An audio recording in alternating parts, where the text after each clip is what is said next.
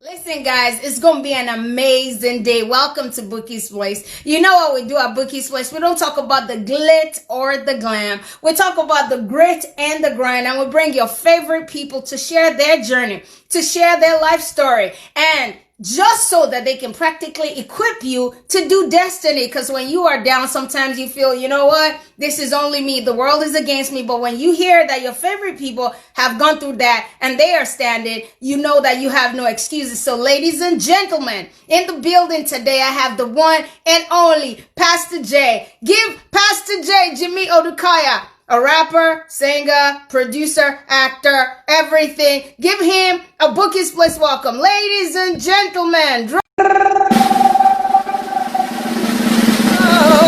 Yo. What's good? How are you? I'm chilling. It's the B to the O to the U to the Q, U, I.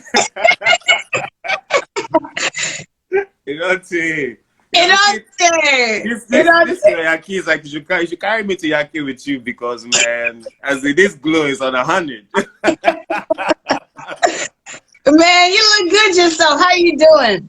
I'm good. I'm chilling. One day at a time, you know. Yes, sir. We push it. Yes, sir. Super excited to be on the show. Thank you for having me. Man, my pleasure. Your you know how this what's her name? What's Lionel Richie's daughter? You know how they diss her because she's writing off her dad. Listen, you are not just writing, you have created your own path and you are doing your own thing. So I appreciate that. Thank you very much. You're welcome. So it means a lot coming from an icon. At least like icon from an icon. Listen, man, it's just 1 hour and I know you have a lot to say. Listen, you guys are not going to shame me again in this life. See, and not again. Because you've been shedding tears the last couple of Boukie's Place, man. Girl. But listen, man, we want you to practically equip people. Okay. I want you to share your story. That's the most vulnerable part. You know, when you share what you went through, how you cried, and how you stood up and said, no, life, you're not knocking me down. Not today. I'm getting up and I'm doing better. You know, so it's by sharing your story. You start from the beginning. We don't talk about the glitz or the glam. We talk about the grit and the grind.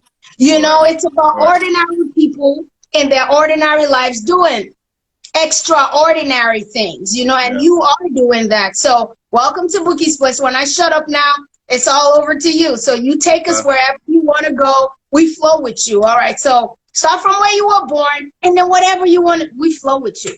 Okay, cool. So, my story is, I think it's quite an interesting one. So I grew up, you know, father, mother, happy home. We grew up not having a lot in the beginning, but we were all right. You know, I didn't grow up poor or nothing, and I could see over my life how God's hand literally, how it pays to serve God. I remember at the time, I mean, my father came from very humble beginnings. My mother was actually better off than my father in terms of how they grew up.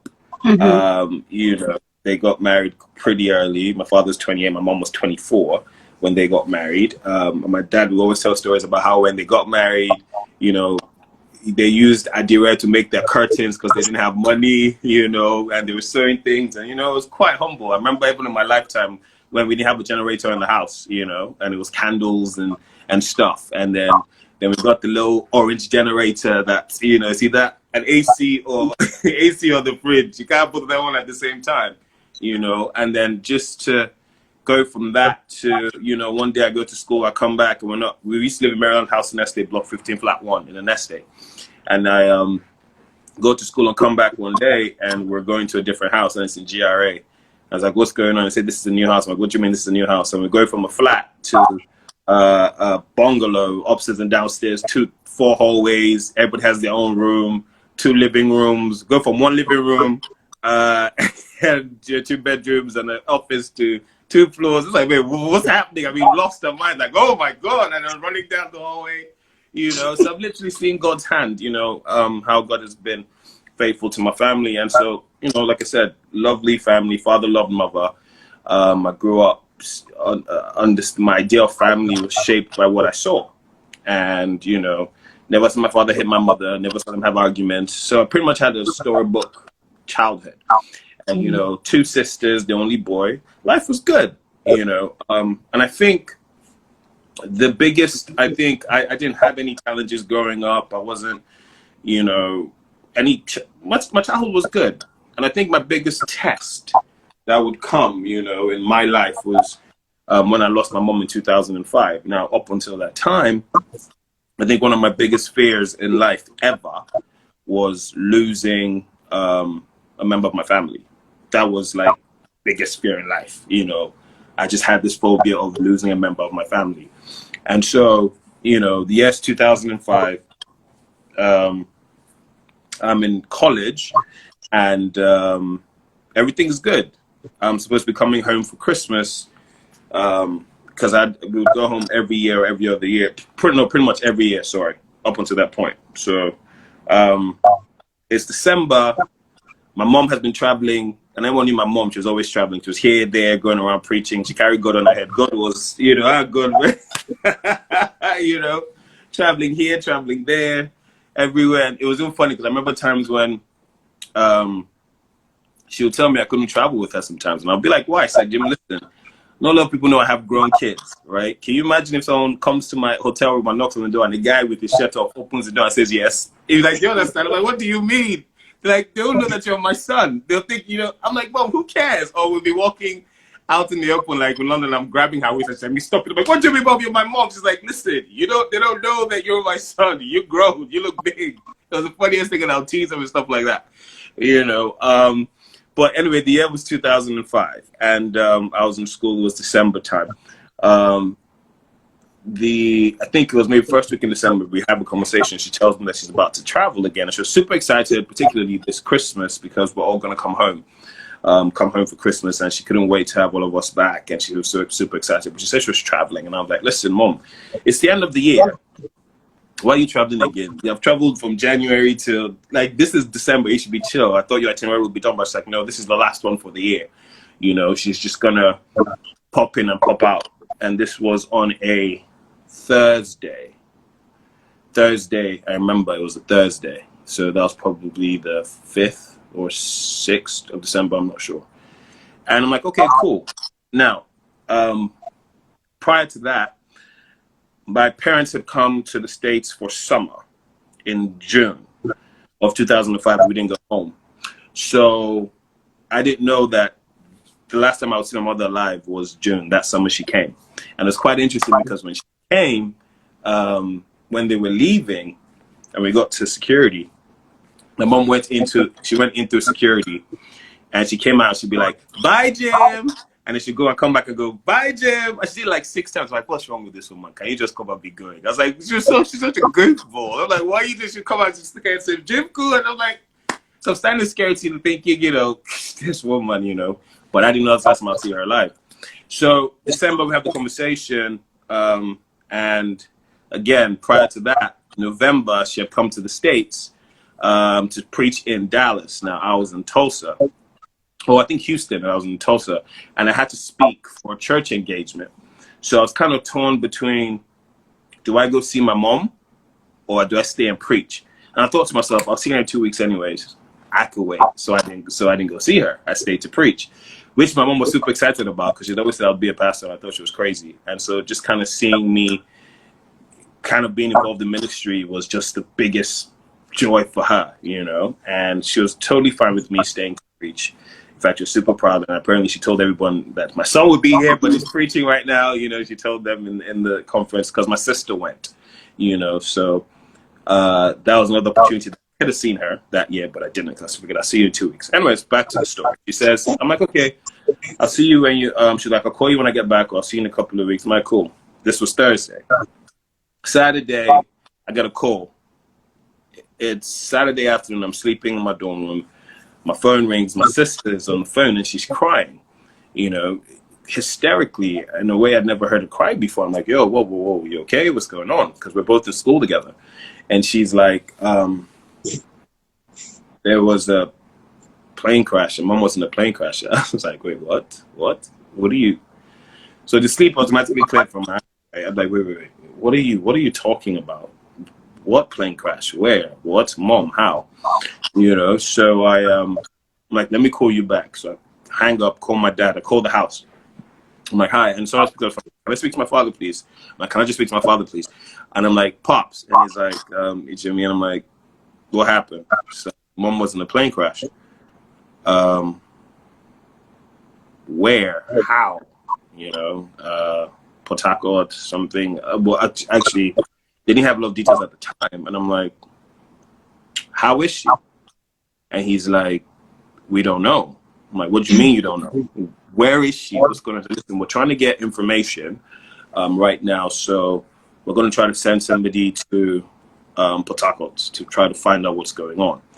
But they say there's 7 survivors, that she's one of them. But with the state of how she is or where she's at, we don't know. I'm like, okay.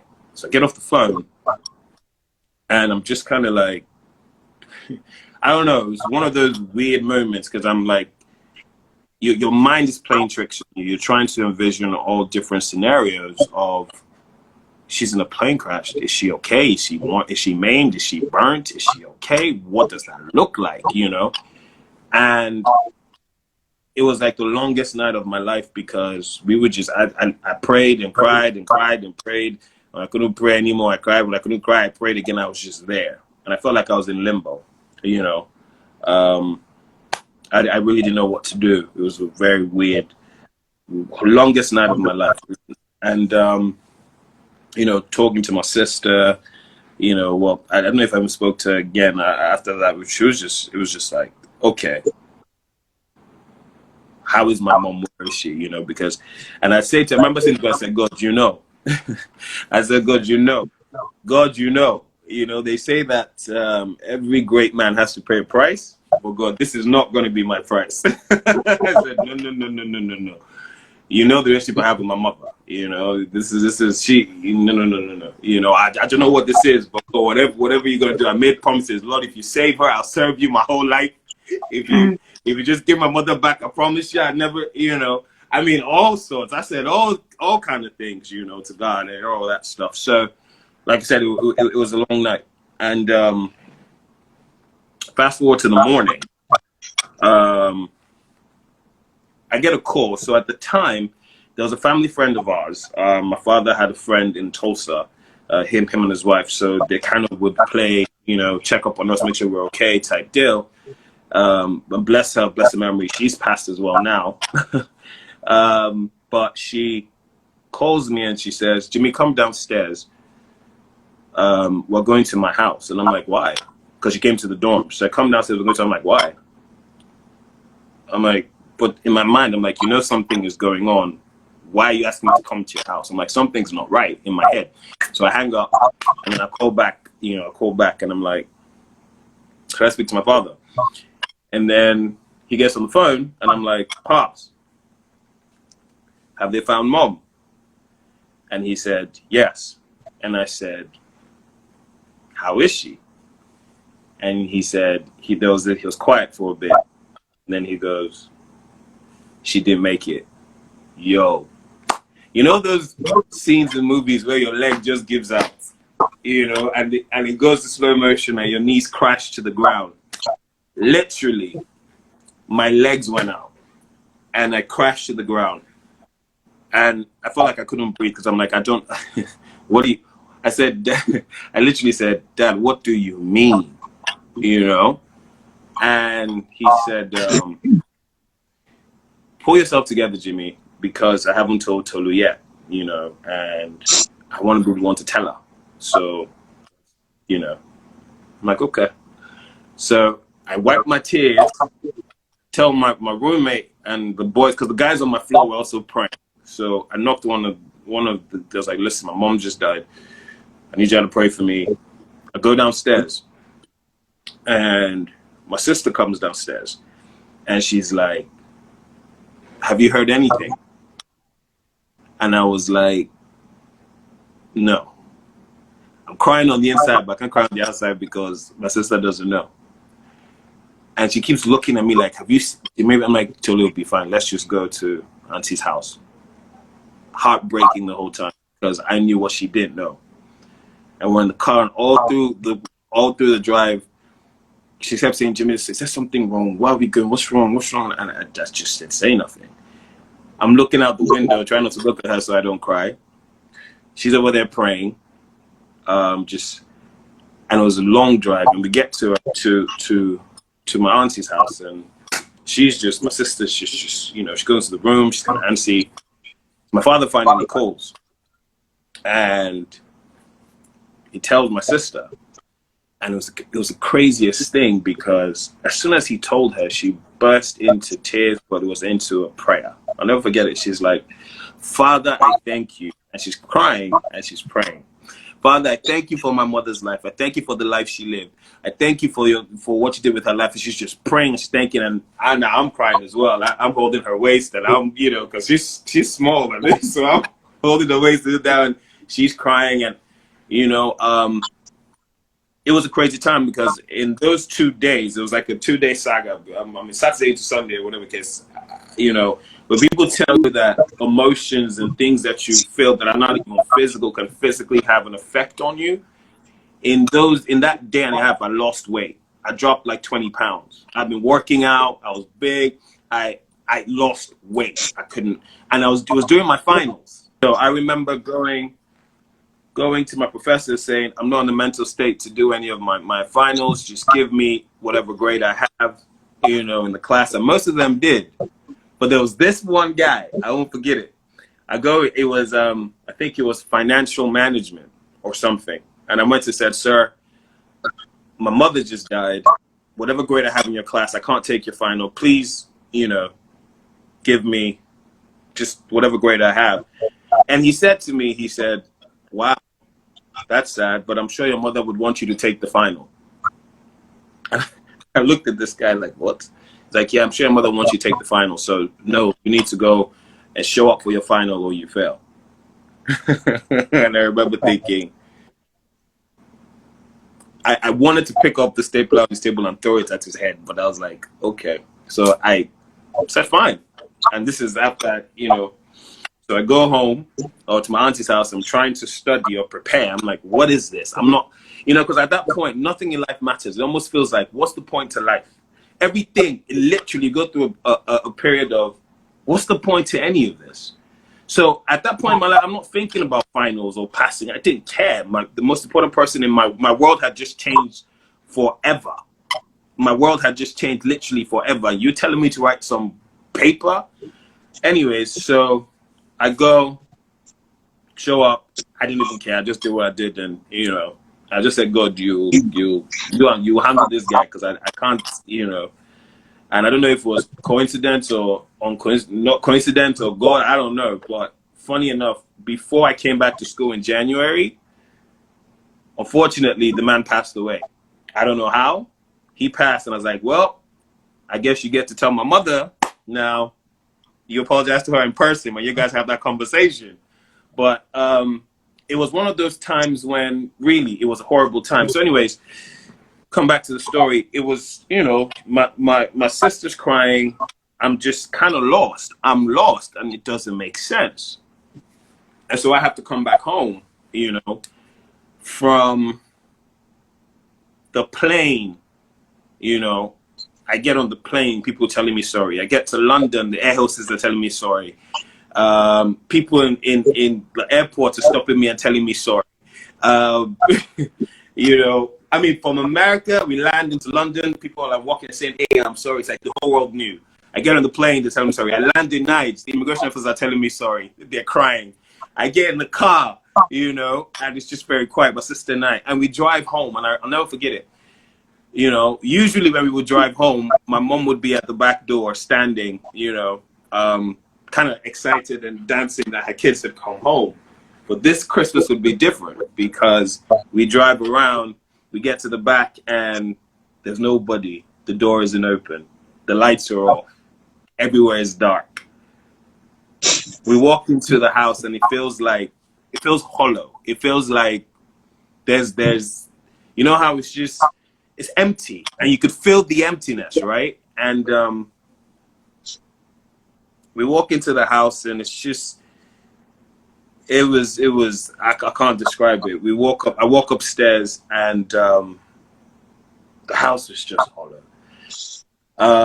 One of the biggest things I struggled with, was the fact that when my mother died, and it was a big thing for me because we're very close as a family, it hurt me a lot that at the moment, and how did she die?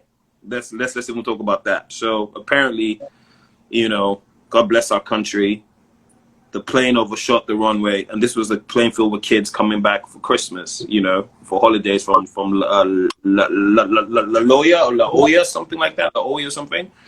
A bunch of kids coming back. So there were a bunch of kids coming back for Christmas. There were a bunch of parents waiting at the airport. So you had kids.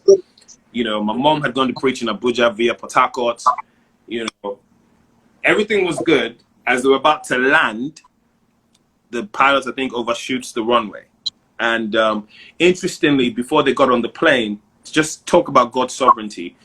My mother, right before she got on the plane, she was talking to her PA. She went with a PA and 2 other people.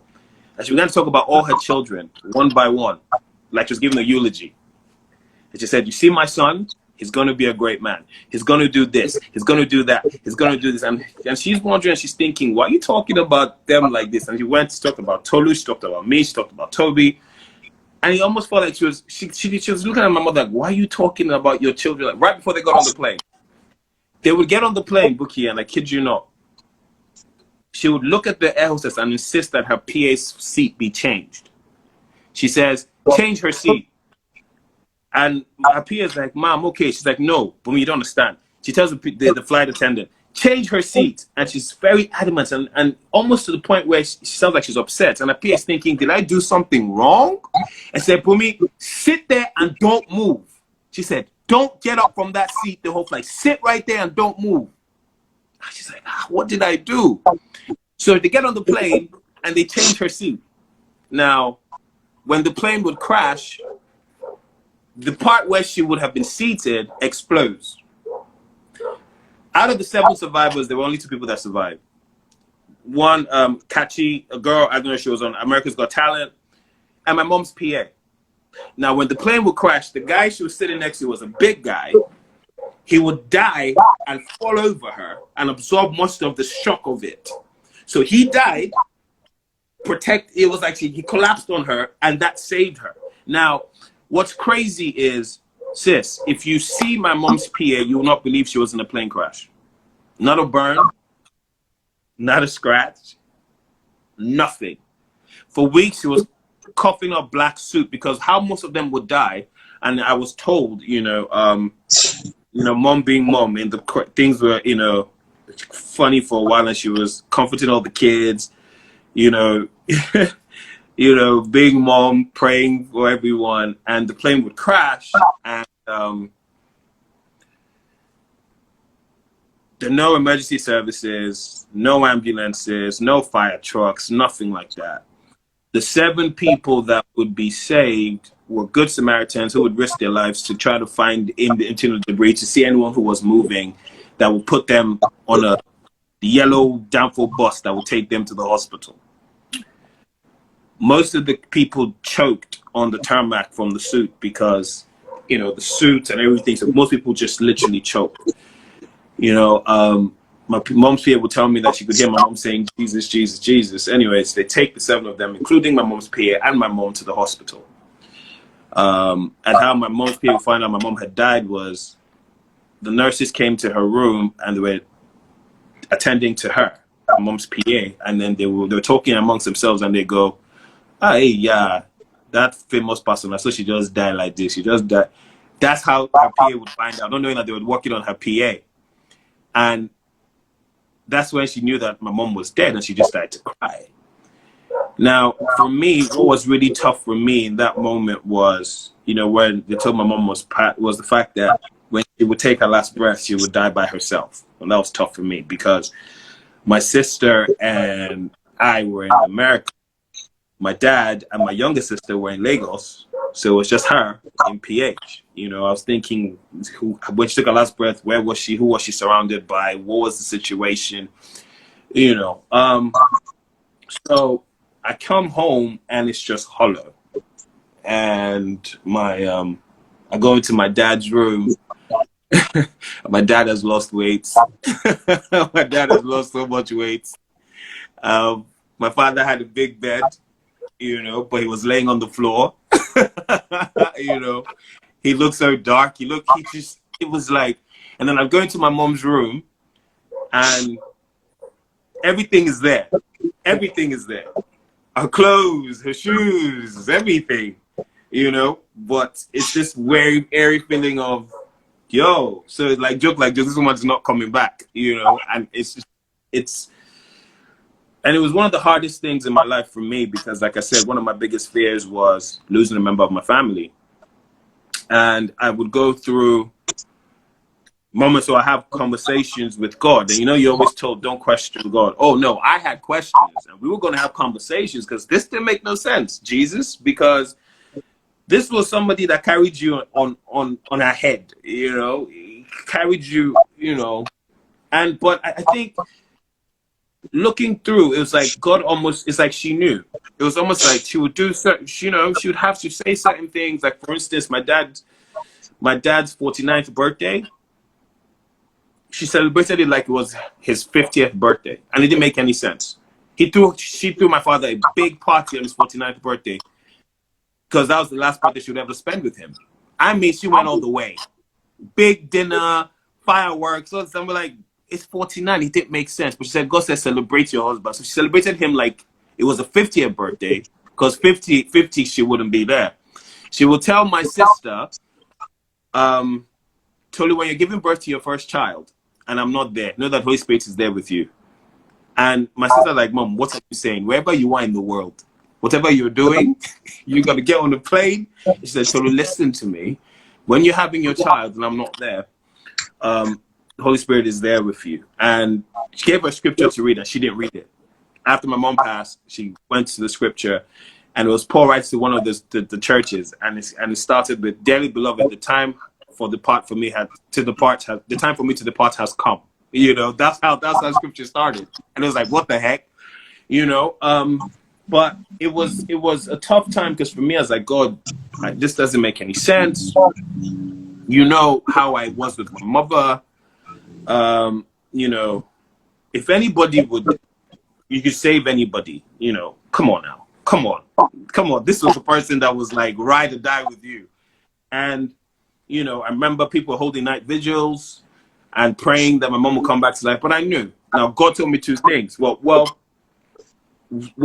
I knew one thing first. It was like, my mom had said to me many times, randomly, she would say, Jimmy, you know, if I ever had to make a decision between God and my family, I know that it would be hard, but I choose God because I love him too much. She would say those things to me. I'm like, she would say stuff to me randomly and say, Jimmy, if I ever had to give you anything in this life, I wouldn't give you riches, I wouldn't give you money, I wouldn't give you fame. I'll give you God. Because if you have God, you have everything.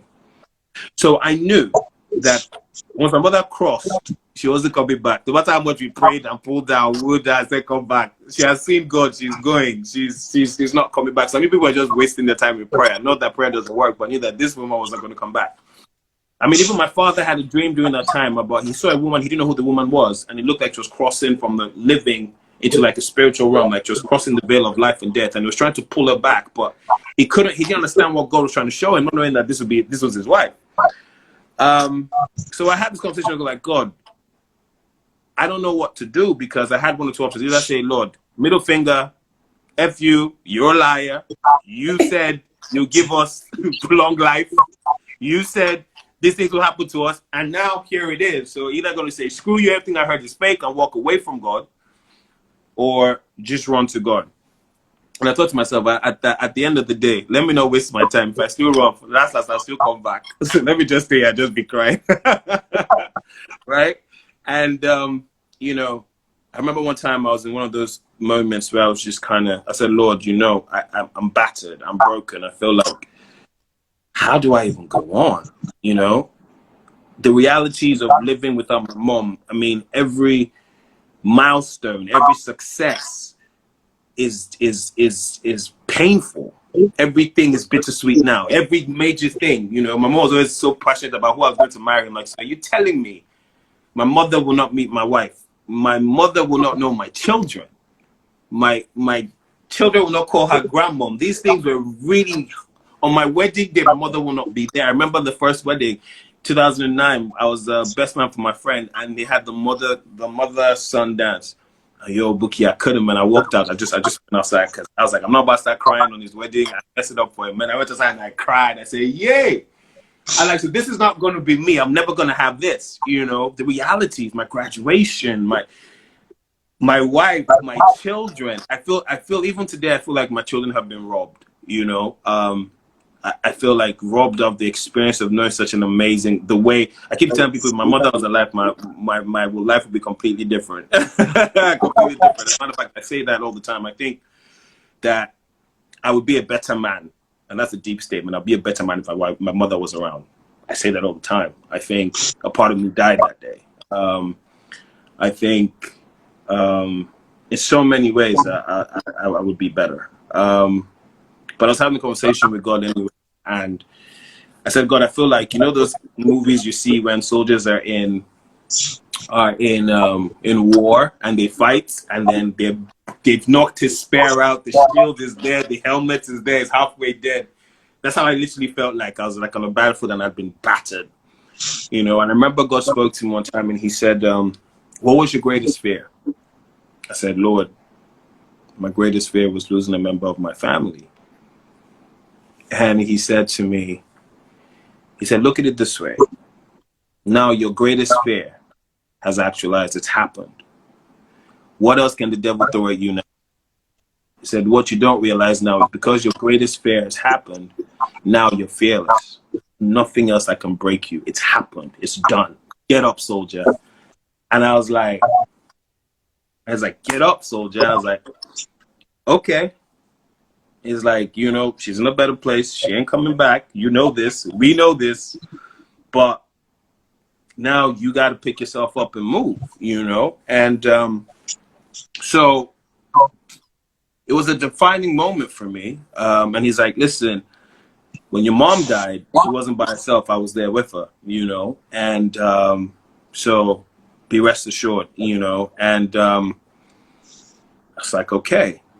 And so I tell people that losing a family member, it's when you lose somebody close to your family, you know, you always think that death can happen to them, but not to you. It's something that you know, them, but not us, you know. And I tell them, like, it's like a group of, it's like a class, if you will, or a society, if you will, that you never want to join.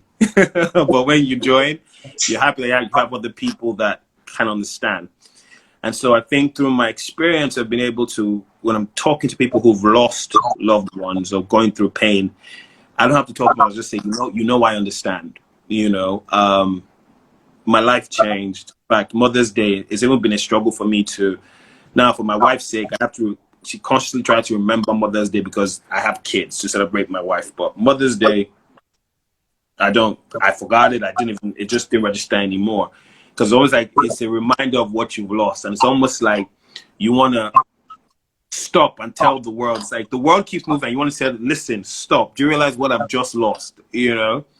I tell people all the time, like, listen, if you have your parents here today, I don't know, we give roses. Why do we give roses to the people that are dead? How about we give them roses when they're alive? We tell them all these things and speak great things about them when they're dead in the casket. And we give them roses and let them know how we feel when they're gone. You know, how about we celebrate them while they're still living? You know, I tell people, listen, don't take your folks for granted because trust me. I said, if I had a choice now and they said, I'll give you your mom back, but the only way you can talk to us is just you argue. Only arguments, I'll take it. If all I could do, just like my mother every day, just fight it. As long as she's alive, let's fight, let's argue constantly. I'll take it. And I tell people when they tell me, like, listen, I can't stand my mom. I say, it's not your fault. It's because you have a mother to be fighting with. That's why. Also, I'm looking for the opportunity, you know. But I think the experience brought off my family closer. My respect for my father just tripled when I would see him, you know, during the service of songs, get on stage, and in church, it was the heaviness was tangible. You could feel it. And he would get off stage and just take the mic, and Bookie, he opened his mouth and the whole place, he spoke. I don't know what unction he was under, but he had everybody screaming, shouting, praising God. I don't know what he said or how he said it. I was on my feet. I was like, who is this man? You know, his strength was, you know, I remember when we finally landed and they brought her back, and we would go to the morgue to see my mother. It was because the last time I saw was June. She was saying bye, and now going into this morgue, and first time I've been in a morgue, you know, in Nigeria, and we walk in, and my heart is beating because I don't know what to expect, you know. It's kind of like a surreal experience. You're there, but you're not there, and I'm looking at my mom. Now, obviously, again, we are in Nigeria, so apparently morgues, how they handle, you know, Nigeria is blessed. Anyways, I think from the time they got her to here, whatever, I think, so her face had kind of changed. And I'm looking at my mother, and I look at my father, I'm looking, I'm like, you sure it's mom? It's like, yes, mom, it's her, it's her. And it was just a realization that, you know, all of this, it's just a shell. It was just confirmation that my mom is gone, you know. This is an earth suit. I'm always saying we're in an earth suit, and this isn't her. Like, she's gone, and this is what's left. And we would funeral day would come, and it was crazy because from the house on the street, people were parking their cars and crying. Hawkers were dropping their stuff and crying. Okada men were dropping things and crying. Market women were putting their tomatoes down and crying, like, what is going on? I mean, people would come out of their car and looking at the big picture of her, and they were just weeping. And we would get to TBS, you know, and you know how big TBS is, where they do the experience and all of that. And the whole place was packed out with people, packed out. I'm looking and I'm thinking, my God, what is going on? I mean, I knew my mom was big. I was just like, but yo, the impact, the life she had, she did so much in such a little time. And my mom would always say, you know, at the end of the day, it's only what you do for God that will last, and how you're remembered is what you do for God, you know. Bookie, I kid you not, I can Google my mother's name or type her name on Twitter. Someone's talking about her 20 years, 15 years later, 16 years later. She did so much in such a little time.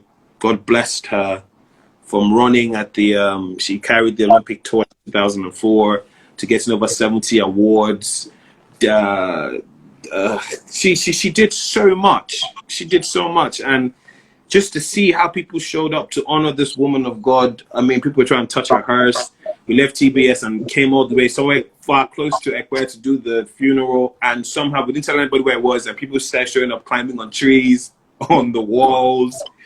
You know, but yeah, it literally, it changed my life. And people asked me, you know, how do you deal with the loss of, you know, because again, my mother she was my heart, really.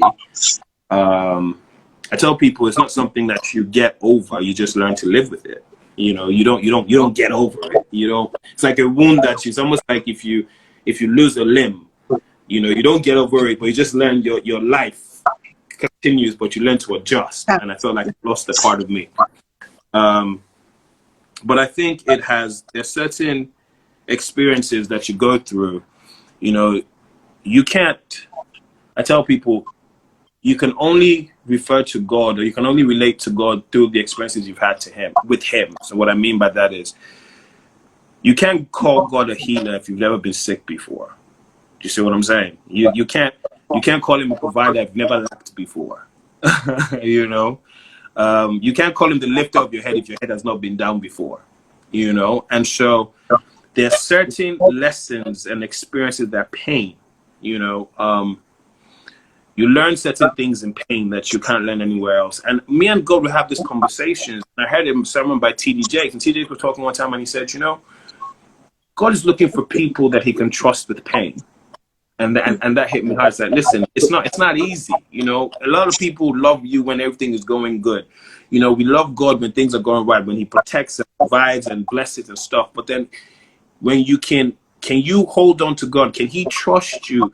Can you stay with him even when things that you wanted he didn't give you, or the way you planned it is not how what you thought he would do, he didn't do, or when you thought he would save, he didn't save? Do you trust him enough?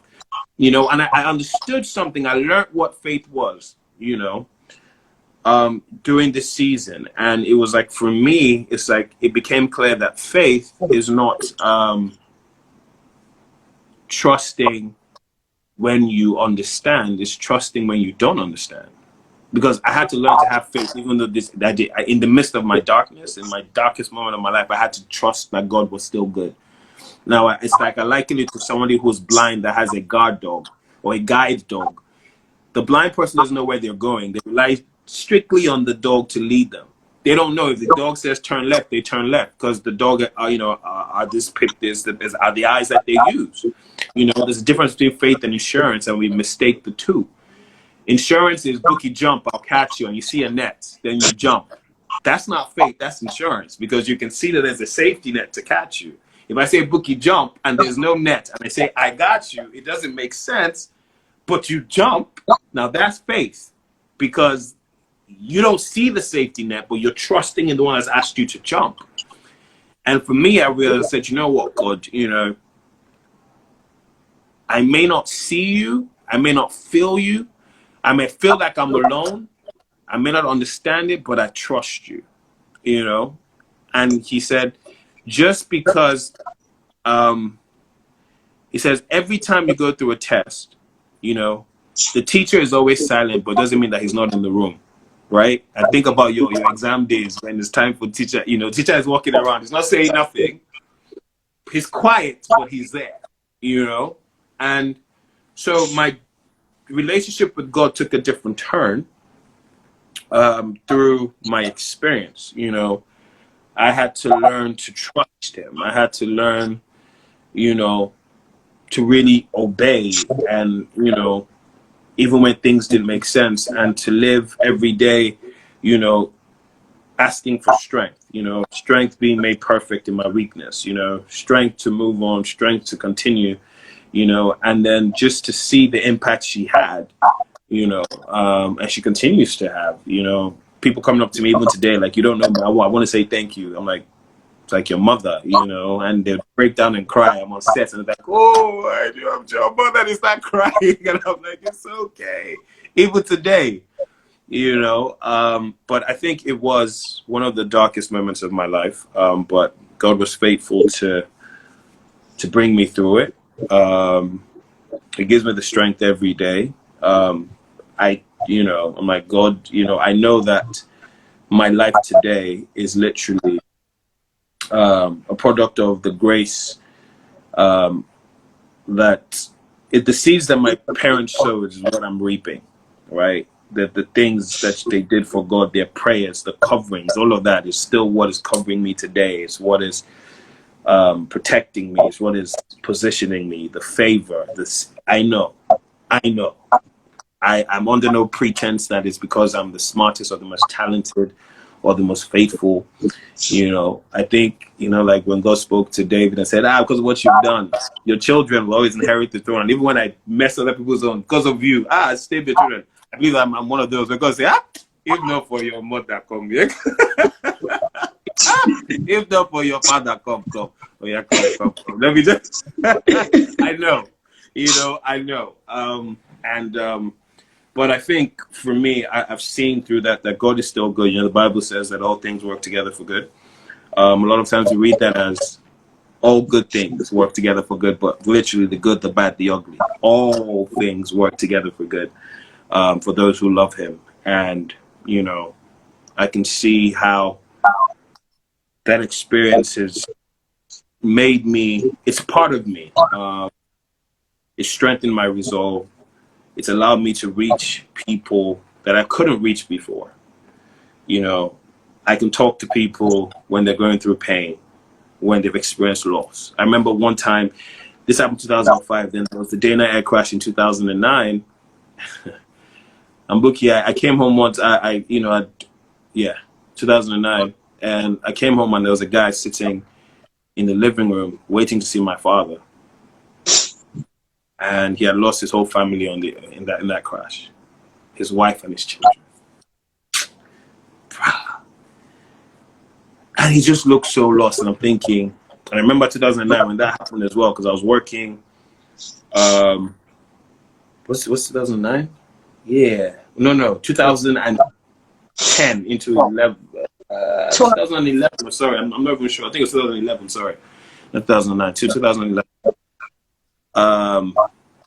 And I was working in Accenture at the time as well. And when my entry interview into Accenture, one of the consultants that would interview me, he had asked me a question and he said, mention one thing you've done lately that was big for you. And I said, getting on a local flight. And looked at me like, I know. I'm sure you expected something deep. I said, no, but getting on a local airline because my mother died in the local airline. And so for me, flying local air flights in Nigeria is a thing of faith because I lost somebody there. He's like, oh, I feel you. He's like, he said to me, I hate flying as well, those local air flights, man, airline, because, man, only when I have to go for work, or if I really have to go. And unfortunately for him, he would die in that 2011 Dana crash.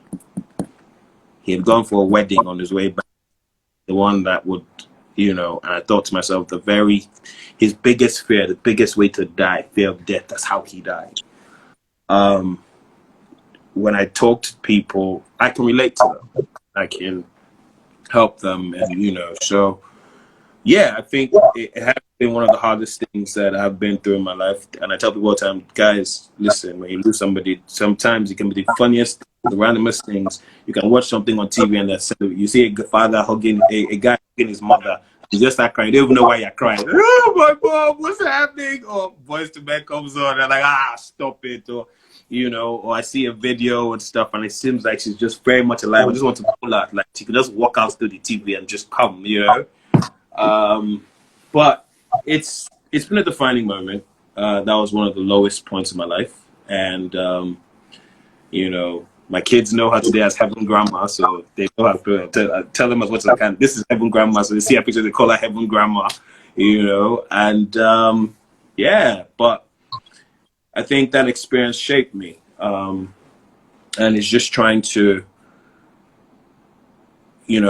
I don't know that I can ever walk in, feel the shoes that my mother left, because my father is even leaving, because man, those two, just give yourself heart attack and pressure, because it's not as if they stopped, and it's just, it just keeps expanding. It's like, how am I supposed to measure up, but you want to do better than your parents, but it's like, at this point, Lord, let me just face my own and just be walking, But the legacy they've left, inspires me. The legacy my mother left, the legacy my father continues to, and every day I just try, in my own way to impact the world positively, tell people, like, listen, life is too short. Be the best version of you. Miles Monroe, again, he died in a plane crash. When he died, it hit me hard and I cried because I knew him personally. I went to school with his kids. And I was like, God, not again. Come on, God, not again. I wept in my house like it happened again. Like, come on. Because he would come to Tulsa and I would protocol him and drive him around when he came to our church in, Transformation Church, which is not Transformation Church in Tulsa. And I'll take him around. So when my mom died, he said, sorry for your loss, son. It's like, I heard your mom pass and we had a conversation. And now here it is. Yeah, so those things have happened. And Miles Monroe, I remember I brought him up because he always says something about his, like, the most wealthiest place in the world is the graveyard, because so many people die not fulfilling their purpose. When he kept saying, he's like, when it's all said and done, I want to die empty, so that everything that God has put inside of me, when I take my last breath, I know that I gave it all. you know. And so for me, people say, oh, why'd you do all these things? You know, you're a pastor, you're an actor, you're speaking, you're doing this, you're doing that. I'm like, listen, I saw this quote that said, your gifts, your talents are God's gifts to you. And what you do with them is your gift back to God. If God has given me everything that I can in the moment, in the season while I can do it, I'm going to do it. If I can sing, dance, jump, act, preach, relationship counsel, motivate in this time, I will do it. So when it's all said and done, when I can't do it anymore, you know, I don't subscribe to jack of all trades, master of none. I say jack of all trades, master of all. If he gave it to me, he gave it to me for a reason. Yes, it would take more dedication. It would take excellence. It would take diligence. But if I can do it, he said the glory of the youth is in their strength. I'm not going to be young forever. I'm getting old. I have children. I have people that were babies and now looking at me. I'm like, oh, you grown. Oh, crap. I'm old. You know what I mean? So I'm going to do it while I can. You know, while I can, I'm going to do it, you know. And so I think that's what I'm about, you know. Having people just live their best lives, not catering to people's opinions and trying to fit the narrative that people create. You know, I tell people that as long as you fit the narrative that people have created for you, then you're okay. Once you begin to deviate from what they expect of you, then it's a problem. Now you're not dancing to the tune that we expect you to, so now they want to categorize you and put you in a box. And that's the biggest reason they have with Jesus. They couldn't categorize him, so they crucified him. I tell people all the time, listen, people will have opinions. Everyone that has a mouth is entitled to have an opinion. Don't get offended. You got a mouth, you can say whatever you want to say. That's okay. It becomes a problem when the opinion becomes your truth.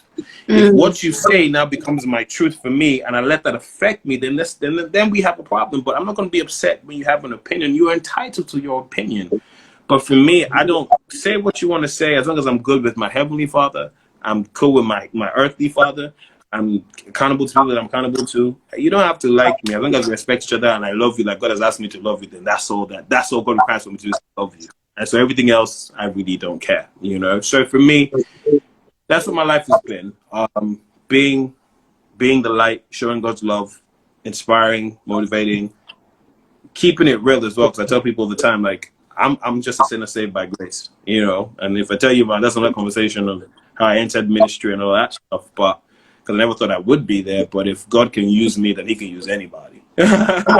So I'm not one that judges. I'm not one that, you know, I've been on both sides. I've learned what it is. There's a difference between knowing about God and knowing God, completely two different things. Because I was a Christian by default. I was born into Christianity. I didn't choose it. So I had to experience it. That is what I wanted to be, you know, a Christian, you know. And for me, it's just been showing God's love, you know, living life. And yeah, in a nutshell, that it's a very summarized version because of the time we have. But that was one of the darkest moments of my life. And, you know, every day he gives us grace. He gives us strength. You know, when birthdays come around, it's tough. You know, December comes around, it's tough because her birthday is September 12th. She died December 10th. Funnily enough, my wife's birthday is December 9th. So 9th is her birthday, the 10th, you know, I got to remember, you know. But, you know, he gives us grace and he gives us strength. Yeah, so looking at the time, but yeah, that's what it is. So that's, in a nutshell, my story. My mom's story. No, that's your story too. It's your story too. Yeah, it's your story too. Yeah. Oh, So, I lost my dad. So as you were saying it, I could just, I get it. You know, yeah. So, yeah. It's wow. It's one of those things, but yeah, you know, like I say, it's a group that you never want to join, but when you join it, you're glad that other people have been there too. It's like, you know, it's kind of like my thing now. I talk to someone that have lost somebody. I'm like, okay, welcome, come and sit down. I'm your senior in this area. Come, let me tell you what happened. Let me prepare you for the word ahead. You face ABC. This will happen. You have spontaneous amounts of tears, but it's okay. Don't worry. Some days you don't worry. We've been there. Sometimes you don't want to talk to anybody. It's okay.